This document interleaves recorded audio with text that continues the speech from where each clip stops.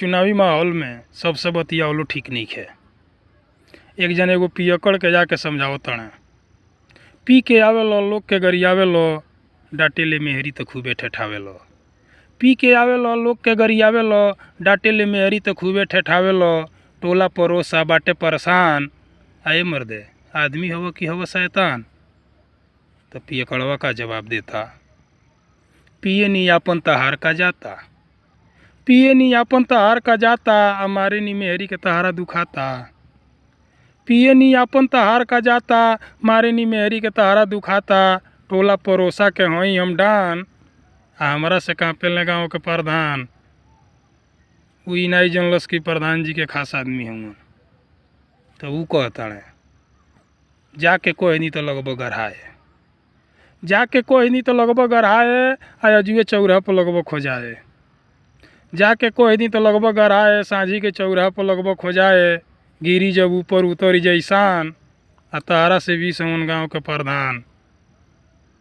अब देखी बात एजे से बिगड़ता। पियक्कड़वा कहता, देखें जब हमके तो दागे सलामी, देखें जब हमके तो दागे सलामी, आऊ हवन बेयार तो हम ही सुनामी।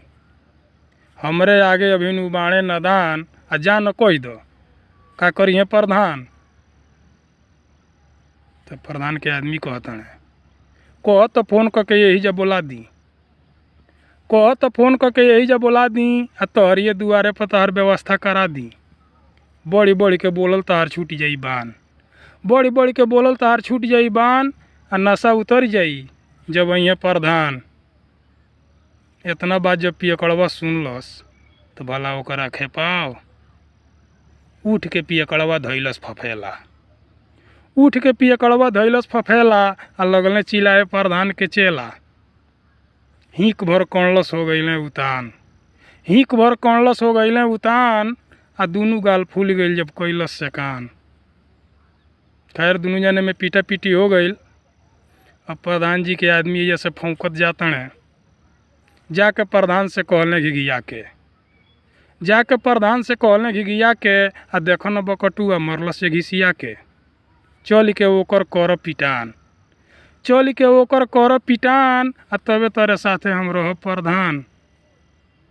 तो प्रधान जी का कहतने, कहले प्रधान पहले ही बतावो, कहले प्रधान पहले ही बतावो, आ के तो से कहले रहलो पियक्कड़ के समझावो। अरे वो कनी से हारे बसगरो जहान, वो कनी से हारे बसगरो जहान, आ हाथ जोड़ के बेचारू कहले प्रधान, हाथ जोड़ के बेचारू कहले प्रधान।